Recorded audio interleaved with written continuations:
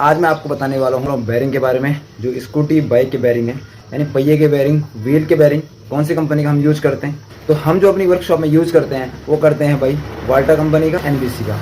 तो ये दोनों कंपनी के हम बेरिंग अपनी शॉप में यूज़ करते हैं। एनबीसी का जो 6203 का बेरिंग है वो 211 रुपये MRP के साथ है। दोनों की क्वालिटी अपने में बहुत ही बढ़िया है। मैं अपनी वर्कशॉप में हमेशा ये दो कंपनी के बेरिंग ही देता हूँ। काफ़ी जेन्युइन क्वालिटी है, काफ़ी अच्छी फीडबैक है।